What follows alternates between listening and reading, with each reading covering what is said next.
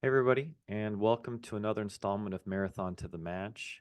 This is a studio recording of the boot camp session that was held on March 5th. That was a hands-on interactive session relating to the lecture that we gave on February 27th. In this boot camp, students rotated between stations hosted by Dr. Amini, Dr. Kowalik, Dr. Situlakas, and Dr. Butler. This is all part of a 4-year career medicine careers advising program hosted by the UA Student Affairs Office. And as you can see in the red lettering, that was the session on noteworthy characteristics, CV, my ERAS, and personal statement prep. This is another shameless plug for the Student Affairs Dropbox that has all you need to have a successful ERAS match. The ERAS documents that will be discussed today are found in this folder 7 in the MS4 folder. So if you're like any normal person, you'll enjoy timelines so you can stay ahead of your to-dos. And if you're like me, you like video, images, pictures, anything visual to help you understand where you need to go. I like this super complex slide because it really lets you understand how many different components are really happening at the same time, anywhere between the house dean check-ins to drafting your CV, noteworthy characteristics, personal statements for away rotations through VSLO, as well as your ERAS application, MSPE meetings. All this is really determined by when you finish clerkships, when you do your away rotations, if you do them, when you do the home sub-I, and likely how long you take for studying for step 2. So in this session, we're going to be reviewing primarily your VSLO CV and your ERAS CV. So VSLO items, again, I just wanted to highlight that the Student Affairs Dropbox folder has all these resources. We have a CV template with recommendations on how to describe your volunteer service work experiences, as well as how to enter them. We've drafted the CV as a hybrid between an academic CV and that of the ERAS CV. As far as letters of recommendations, there's also advising from the specialty-specific career documents with recommendations on what letters of rec you might need for a VSLO, the visiting student application, and how to draft your personal statement or your letter of interest.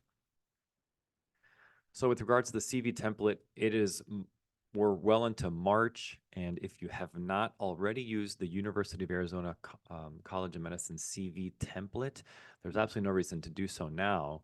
However, you can use the template as a guide as you finish updating your own CV. And the rationale is that for VSLO, you get to upload your CV as a PDF or Word document. However, for ERAS, you do not get a chance to do that. You'll be copying and pasting into ERAS. As such, you might as well just keep your own CV, make it as pretty as possible, and then update into ERAS from a polished CV. Now, if you already have used our CV, you're probably ahead of the game because you have the descriptions, and all you have to do is delete the things that you no longer have time to do or the items that you haven't done. With regards to letters of recommendations for VSLO, for your away rotations, it's ideal if the letter of rec is from your specialty. However, not all students have rotated in things like anesthesia, emergency medicine, orthopedics, radiology, etc. And so then I would highly encourage you to get a letter of recommendation from any clinical rotation where you did well and someone said, hey, I'd like to write you a letter of recommendation. As you remember, you've had about 6 months now that you've been able to upload letters of recs into the portal, the letter of rec portal through ERAS. But don't worry, if you haven't done that, you can familiarize yourself with that now. Again, the letter preference is ideally in your specialty. After that, a clinical rotation of any kind. After that, your society mentor. And after that, anybody who hasn't worked with you clinically, although ideally, as mentioned, a clinical rotation eval that says you work hard, you're a great student, and you have a passion for that specialty is ideal. Personal statements for VSLO, is that if you haven't done one, if you haven't done your rotation in a specialty of interest, that's okay.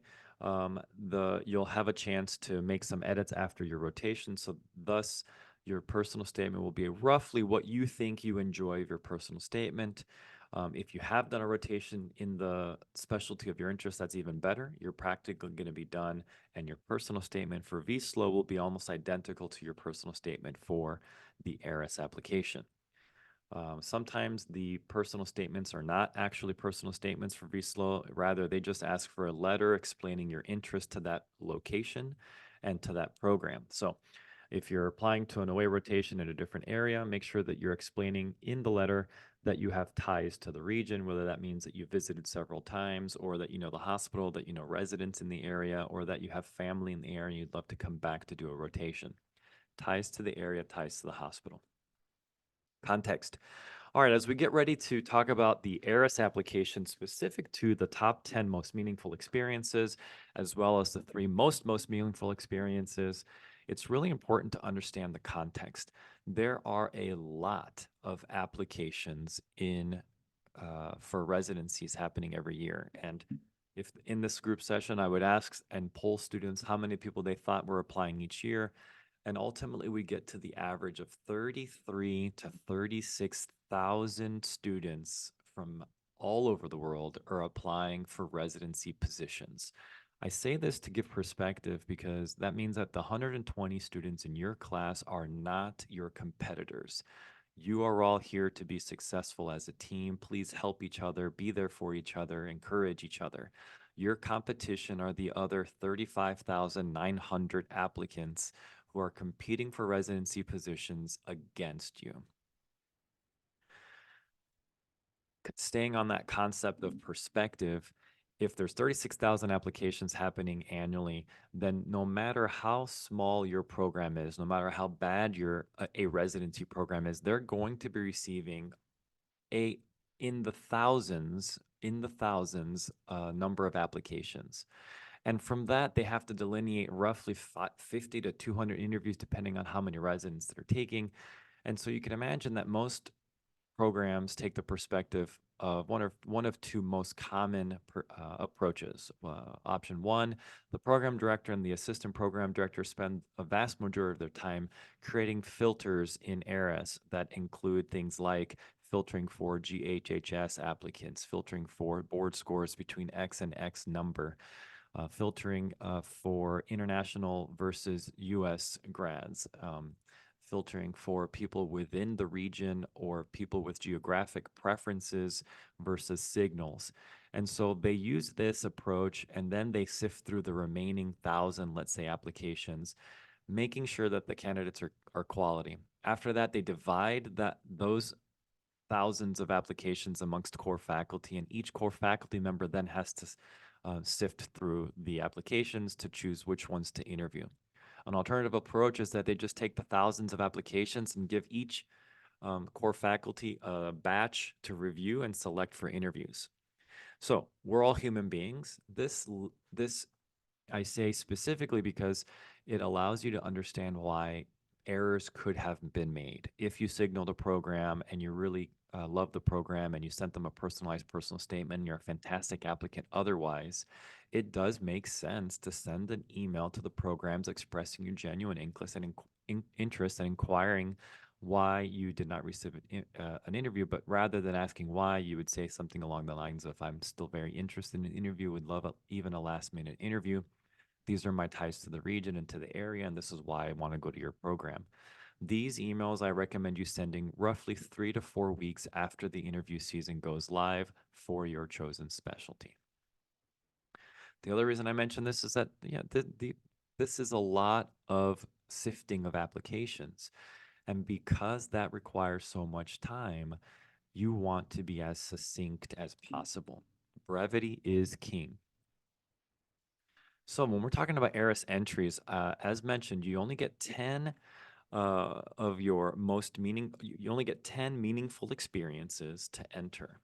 And these are 10 entries that come in all varieties of flavors from different buckets like research experience, volunteer experience, leadership experience, work experience, service experience, educational experiences.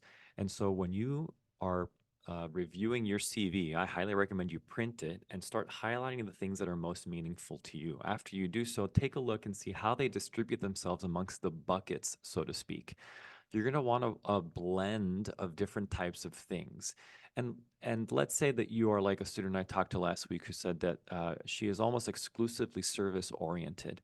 Well, then I would challenge you to break up those service experiences into subcategories, like service experiences that dealt more with patient education, service experience that dealt more with translating Spanish, service experience that dealt more with social economic interventions like vaccination clinics. So try to categorize yourselves to optimize a variety of flavor that you're providing in your 10 experiences. Again, brevity is king, and I'll show you why I'm making this recommendation later when we talk about the 3 most meaningful experiences, but I recommend 2 sentences, 40 words in total, and I'll show you what that means. I think that every experience, no matter if it's research, service, volunteer, education, it should have 2 sentences. One sentence is to briefly describe what was the organization, the service, the experience, what was the goal of that organization. And the next is what did you do within the confines of that experience. So specifically in work, I worked for a scribing company. Our job was to scribe for clinicians and surgeons. My job, I supervised 5 different scribes and led educational interventions, as well as performing my scribing duties while on shift. And when picking work experiences, those with military background, work experience of post-career medical students, highly recommend including 1 or 2 work experiences or military deployments. It shows a level of maturity. It shows a level of supervisory role, if possible, would be ideal. And this is very appealing to residency program directors who, in essence, are your bosses, and you are in a job and their employee. Volunteer experience, the same concept. Briefly describe the organization's goals and then briefly describe what you did within that position. So Z Mansion is an organization dedicating to help the unstably housed patients in the area in Tucson or in the life of including healthcare. And I coordinate medical student volunteers to triage patients under the supervision of attending physicians. So very clear and succinct, short, brief, clean. Research experiences, again, what was the research goal of the team? And then briefly, what did you do? Now, let's say that you did 3 research experiences and you want to include all 3, no problem. I highly recommend that you play with sentence number 2. And let's say in every single one, you were the data miner, the writer, the timeline pusher, the organizer, etc. I would recommend in one, maybe describe it more as the data miner, and in the other experience, describe it more as the person who collaborated with everyone, ensuring that timelines were kept. This way, it optimizes your ability to use those 40 words, so to speak, but then to use more verbosity in each of the 3 entries. Because now, when you say data mine, comma, lead, comma, write, comma, IRB, it's very short. And if you have 3 of those sentences, it doesn't show as much insight. But if you broke it up and you have 3 entries with 3 different sentences, and each sentence has a lot of detail, like I set up a database for entries, and then from there our team was able to do 3 different projects using the same database. That shows determination, time management skills, execution, etc. Now, why I keep saying 40 words is what you should use when you're describing the 10 meaningful experiences is because if you look here on the bottom of the screen, this is a screenshot of the ERAS worksheet that describes the 3 most meaningful experiences. So you're supposed to take one of these 10 entries that you had above and then click on this drop down menu and select number 1, number 2, number 3, or number 10, so to speak. And then of your most meaningful experience, you can now add 300 additional characters to tell the program director how you've reflected on why it was meaningful, how it influenced you. In my opinion, a great way to use this is to demonstrate why you're going to be a great resident. Now, if this, which the program directors asked ERAS to create, the 10 of the 10 meaningful, three of your favorite, most meaningful, and yet they limited it to 300 characters or 40 words, then that's why when I say get these 10 meaningful experiences and limit them to 2 sentences and 40 words, that's why I'm making that recommendation, because 40 words is a very classic limitation in CV, ERAS, MSPE drafting. In fact, 40 words is the exact same number of words we limit the noteworthy characteristics to, and it's for that same reason. That's roughly what someone's attention span can read and roughly what people want. So brevity, brevity, brevity.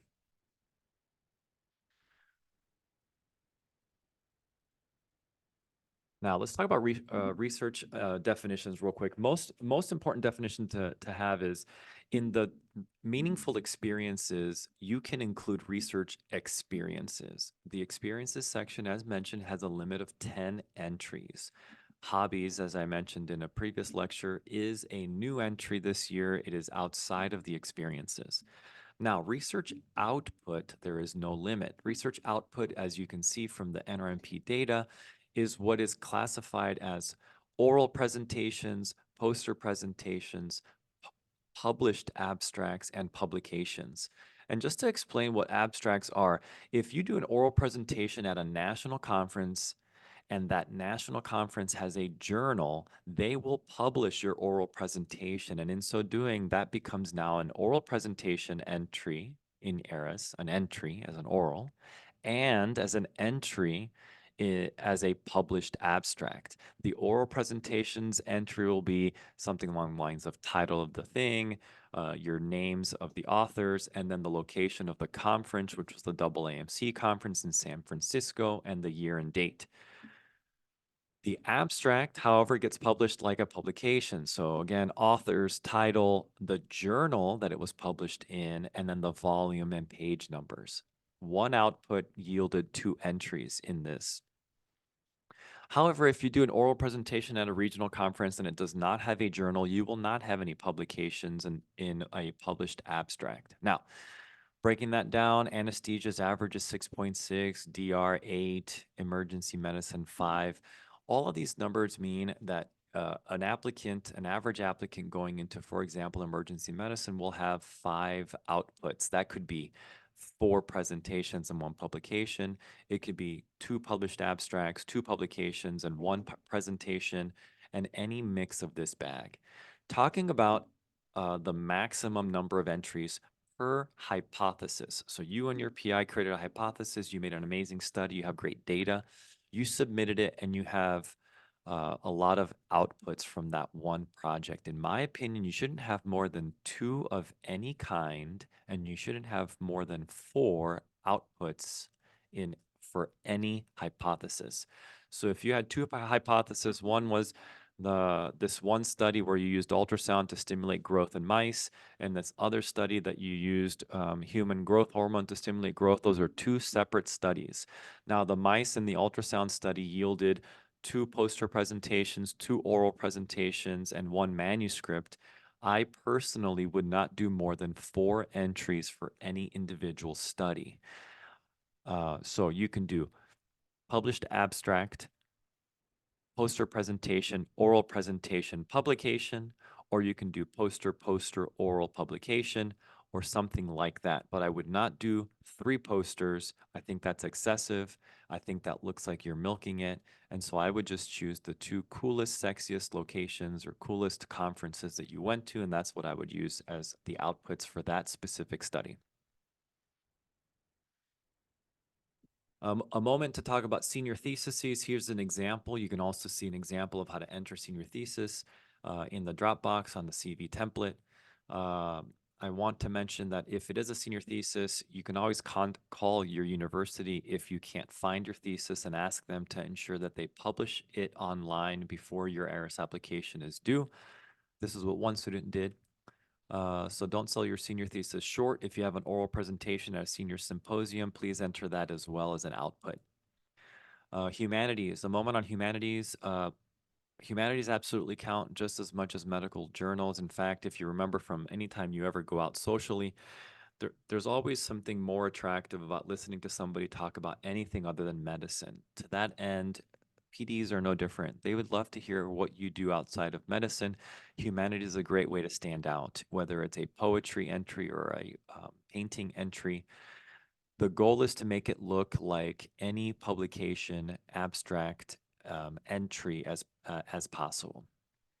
Let's talk a little bit about the submit category. So when you enter research into ERAS, there's three drop downs that you can enter: submitted, accepted, and published. The reason that they're very specific is because there used to be a fourth one, which was a work in progress. And work in progress is sort of an anger-inducing entry because it's uncorroboratable. And as such, PDs were really frustrated with so many works in progress that they ended up taking it out because unfortunately, it's uncorroboratable, and also it can be difficult to differentiate a genuine project from a lie. And so students are highly encouraged to make sure that they submit their manuscripts by September when the applications are due. I just want to share my personal definition of what it is to be submitted. Submitted means that you have a fully drafted manuscript that you have genuinely submitted to an article, a journal. And whether or not it's rejected, in my opinion, doesn't matter. It's a matter of whether or not you submitted it. And so you submit it, and the journal that you enter as what you submitted is the journal that you submitted it to. And if it gets rejected, then just do your best to submit it again by September of your application year so that you can say again, it's currently in the submission cycle. But I personally do believe that if it is submitted and rejected, I still think you can put it as an entry. And the reasoning is that it takes an average educator, publisher, researcher about 3 to 4 attempts at publication before a successful publication lands. As such, we understand that a submission may lead to a rejection, and that can come out in an interview. What you don't want to do is falsify information, obviously. If you didn't submit something, definitely don't put it as submitted. Distinction tracks and what to do with them. We have a lot of distinction tracks at the UA College of Medicine in Tucson. And so I wanted to just tell you where it shows up. You'll work with your house team to craft your noteworthy characteristics. And oftentimes, the distinction track is icing on a cake of your narrative. If you are a big time interest in research and you did 3 projects, the distinction track in and of itself doesn't make your research any cooler. However, it does provide icing on the cake of your accolades. And so it will be listed as a noteworthy characteristic. It will also show up in your ERAS section under awards. You get to list distinction as an award.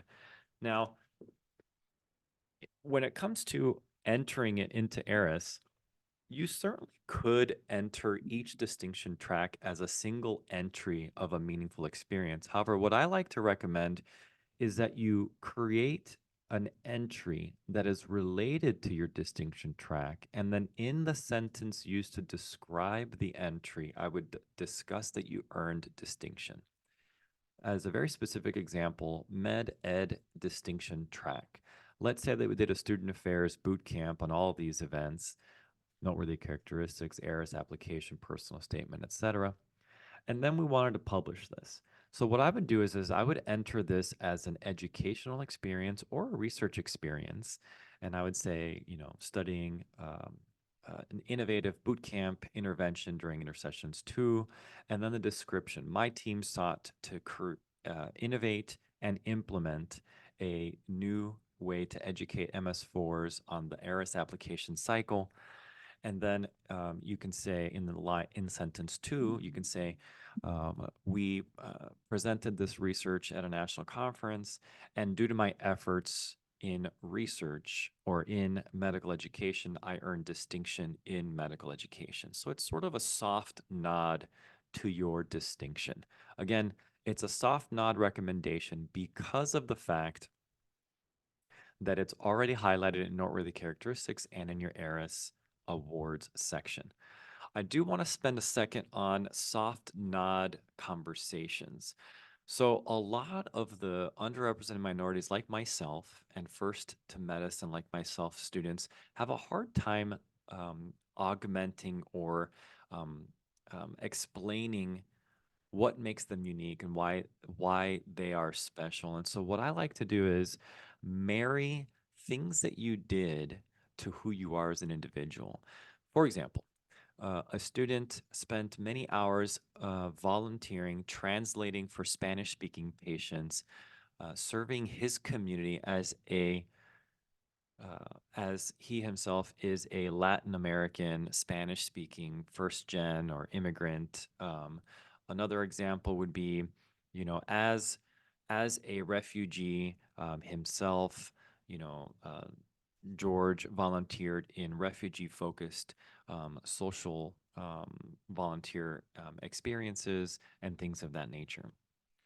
So look at the examples and the noteworthy characteristics for opportunities for subtle nods to things like first generation to medicine, post-career students with families, and underrepresented minority students.